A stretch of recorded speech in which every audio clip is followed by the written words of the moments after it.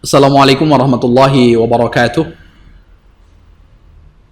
Alhamdulillahilladzi nahmaduhu wa nasta'inuhu wa nastaghfiruh wa na'udzu billahi min syururi anfusina wa min sayyiati a'malina may yahdihillahu fala mudilla lahu wa may yudlilhu fala hadiya lahu.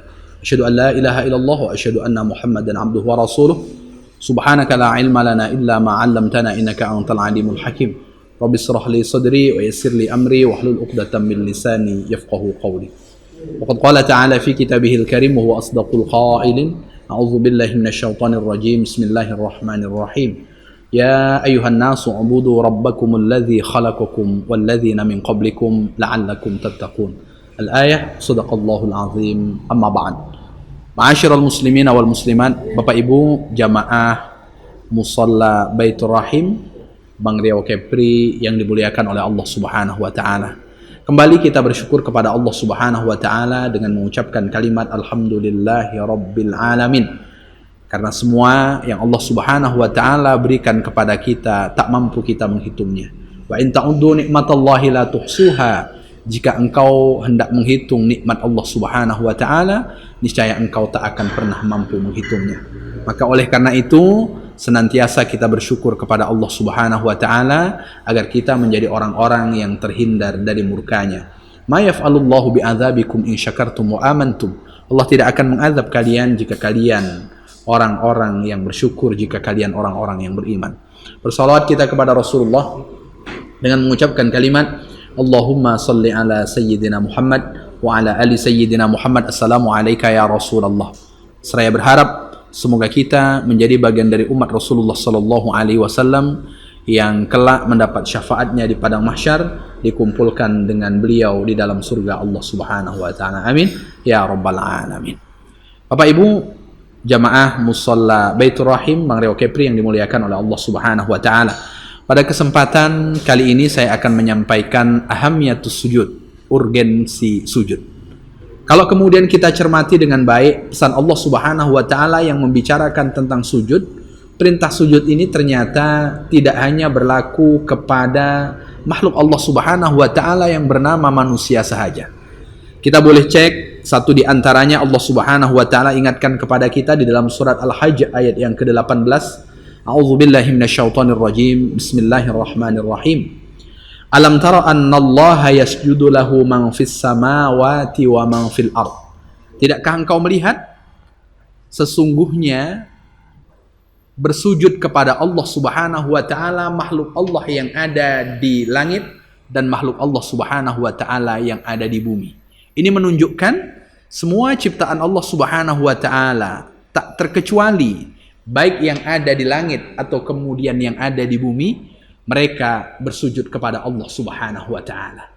Maka ketika Allah Subhanahu wa taala membicarakan makhluk-makhluknya, ciptaan-ciptaan Allah Subhanahu wa taala yang sujud kepada Allah Subhanahu wa taala, Allah sebutkan wasyamsu wal qamaru wan nujumu. Siapa di antara yang sujud kepada Allah Subhanahu wa taala?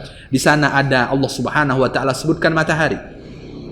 Ada Allah Subhanahu wa taala sebutkan bulan, ada Allah Subhanahu wa taala sebutkan bintang, wal jibalu, lalu kemudian Allah Subhanahu wa taala sebutkan gunung, wasyajaru, bukan hanya sekedar gunung, tapi kemudian Allah Subhanahu wa taala juga sebutkan di antaranya adalah pepohonan, waddawab, bukan hanya sekedar pepohonan, bahkan binatang yang melata pun sujud kepada Allah Subhanahu wa taala, wa katsirum minan nas. Yang menarik Bapak Ibu yang dimuliakan oleh Allah Subhanahu wa taala, ketika menyebutkan manusia, Allah Subhanahu wa taala sebutkan wa katsirum minan nas, banyak dari manusia. Ini menunjukkan bahwa ada manusia yang kemudian tidak sujud kepada Allah Subhanahu wa taala.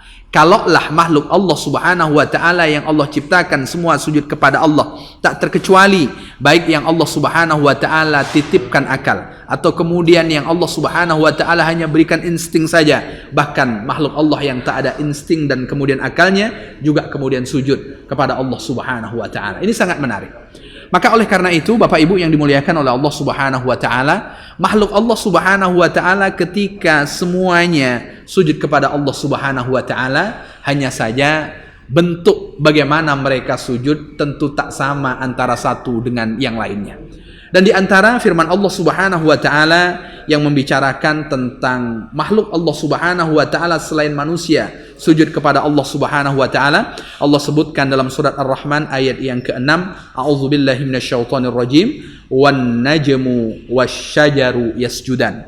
Bintang dan kemudian pepohonan itu sujud kepada Allah Subhanahu wa taala. Kata Imam Syaukani, bagaimana sujudnya bintang, bagaimana sujudnya pepohonan, dan kemudian makhluk-makhluk Allah Subhanahu wa taala selain manusia yang kemudian Allah tidak titipkan insting. Allah Subhanahu wa taala tidak pula titipkan akal. Kata Imam Syaukani, al-muradu bisujudihima, yang dimaksud dengan sujud bintang dan kemudian sujudnya pepohonan itu adalah inqiyaduhuma lillah, ketaatan mereka kepada Allah Subhanahu wa taala. Jadi taatnya ciptaan Allah Subhanahu wa taala terhadap Allah Subhanahu wa taala, terhadap perintah Allah Subhanahu wa taala, itu bagian dari sujud mereka.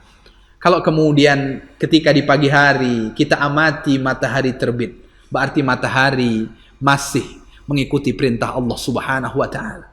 Kalaulah seandainya matahari tidak terbit, kapan seharusnya dia terbit, berarti matahari tidak kemudian sujud kepada Allah Subhanahu wa taala. Bapak Ibu yang dimuliakan oleh Allah Subhanahu wa taala, maka ketika kita amati silih bergantinya malam, ketika kita amati matahari, bulan yang kemudian Allah Subhanahu wa taala ciptakan, tak ada di antara mereka yang pernah ingkar janji kapan mereka harus terbit, kapan mereka harus terbenam, kapan mereka harus muncul. Itu tidak ada yang kemudian ingkar janji. Maka oleh karena itu, suatu ketika Rasulullah Shallallahu Alaihi Wasallam melihat matahari yang akan terbenam, dan di antara sahabat yang membersamai Rasulullah Shallallahu Alaihi Wasallam adalah Abu Dzar Al-Ghifari. Maka oleh karena itu, Bapak Ibu yang dimuliakan oleh Allah Subhanahu wa taala, barangkali bagi para suami sesekali ajak istri untuk kemudian menyaksikan matahari yang akan terbenam. Kenapa? Karena pada waktu itu Rasulullah Shallallahu Alaihi Wasallam memperhatikan matahari yang akan terbenam itu dengan sahabat yang bernama Abu Dzar Al-Ghifari radhiyallahu anhu. Pada waktu itu, qala Nabi Shallallahu Alaihi Wasallam lah. Rasulullah Shallallahu Alaihi Wasallam bertanya kepada Abu Dzar Al-Ghifari, kapan ketika matahari terbenam? Atadri aina tadhhab? Wahai Abu Dzar, apakah engkau tahu kemana perginya matahari? Ini pertanyaan Rasulullah Shallallahu Alaihi Wasallam kepada Abu Dzar Al-Ghifari. Wahai Abu Dzar, apakah engkau tahu kira-kira kemana perginya matahari di senja hari saat matahari sudah terbenam? Abu Dzar radhiyallahu an ini luar biasa.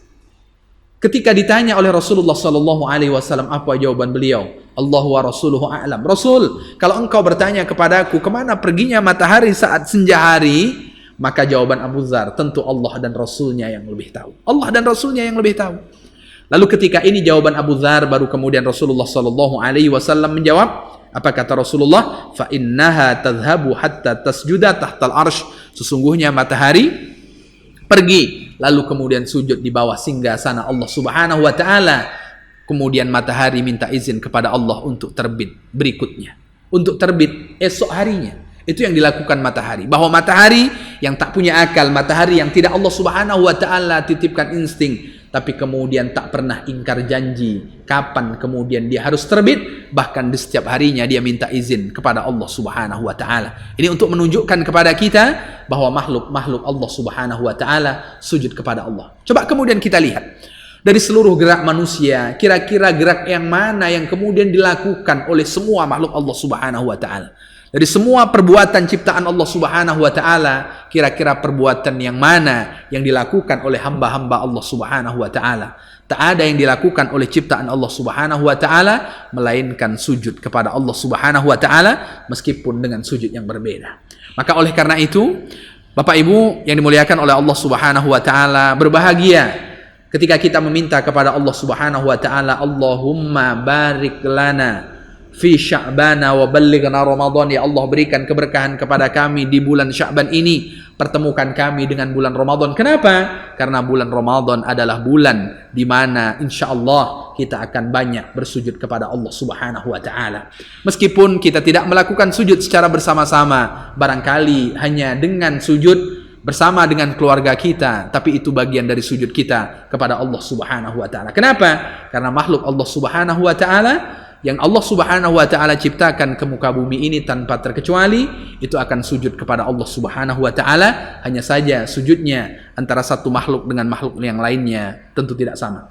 Maka oleh karena itu, ketika sujud ini menjadi perbuatan, menjadi aktivitas yang luar biasa, maka nanti kita akan melihat beberapa nasihat Rasulullah SAW kepada kita tentang betapa pentingnya sujud, betapa dahsyatnya sujud. Kita membicarakan sujud ini bukan dari perspektif satu di antara rukun solat, tapi kemudian kita lihat beberapa nasihat Rasulullah SAW yang membicarakan tentang dahsyatnya sujud, sehingga memotivasi kepada kita untuk semakin memperbanyak sujud kepada Allah Subhanahu wa Ta'ala. Barangkali ini yang bisa saya sampaikan. Untuk keterangan lanjut terkait dengan urgensi sujud ini akan kita sampaikan di pertemuan-pertemuan yang akan datang. Demikian tutur kata yang tak berkenan, saya mohon maaf yang sebesar-besarnya. Mari sama-sama kita tutup dengan doa kafaratul majlis. Subhanakallahumma wa bihamdika asyhadu an la ilaha illa anta astaghfiruka wa atubu ilaik. Assalamualaikum warahmatullahi wabarakatuh.